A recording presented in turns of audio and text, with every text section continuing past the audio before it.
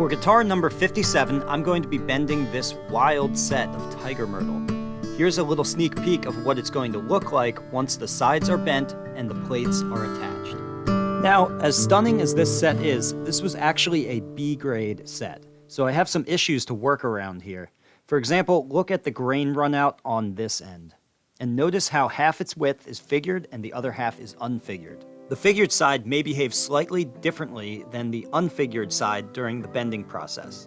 That fact, and the fact that the grain is running out, both combine to make this area a little bit unpredictable. So I mention all this simply because I want to plan my layout for the sides so that the cutaway bend has the best possible chance for success, especially given that this is a figured set and figured wood is often the most difficult to bend. So with that said, my cutaway will come from this end of the set.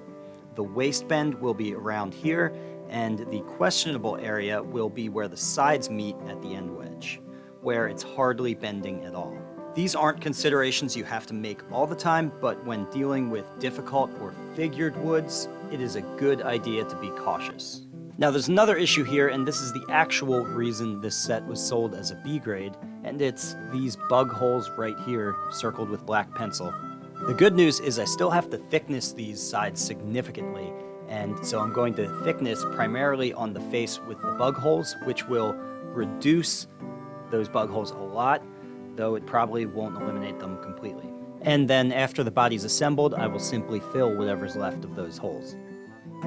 So I thicknessed these down to 80 thousandths of an inch. If you watched my video titled Bending Figured or Difficult Woods with Inconsistent Grain, you may recall that as a general rule, I'll thickness figured woods down to about 75 thousandths of an inch.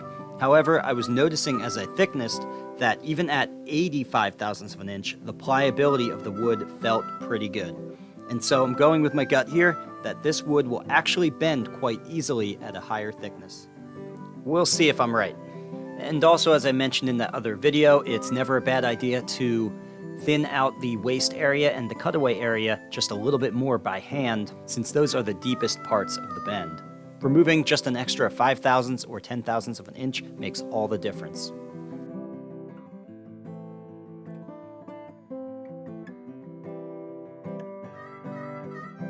So I'm very cautious bending this first section since I've never bent this type of wood before, and it's such a unique piece that it's not easily replaceable if I break it, or at least not replaceable with something that will match well with the back and side set.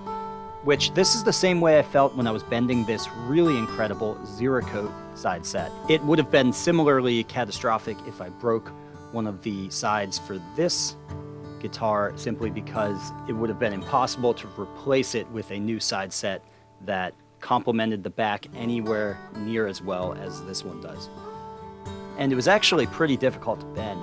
You can kind of get a feel for the bending process as you're going, and you can tell based on how it feels and how it sounds whether or not the wood is bending easily or whether or not you need to kind of slow down and work the press more slowly. So that first bend actually went surprisingly easy. So now I'll proceed with bending the treble half of the guitar and then the cutaway piece.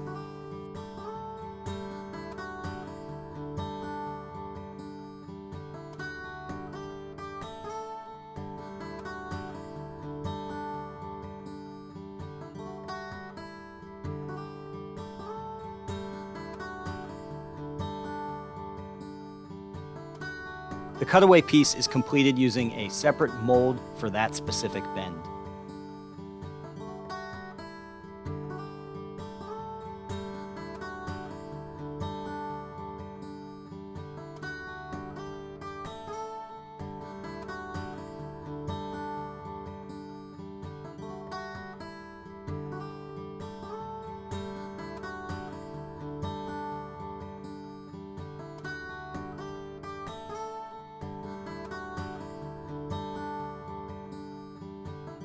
And unwrapping that cutaway piece at the end is always kind of a little bit of a moment of truth.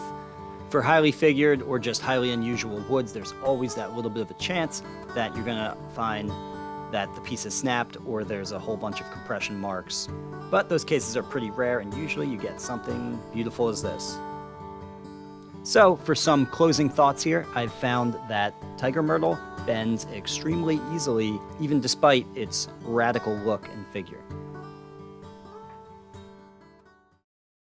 If you learned something here, please give this video a like and subscribe so you can be notified when I release a new DIY guitar making video every Friday. And if you want to really learn more, take one of my structured online courses at ericschaferguitars.com or register for a hands-on guitar building workshop here with me in Burnville, Pennsylvania.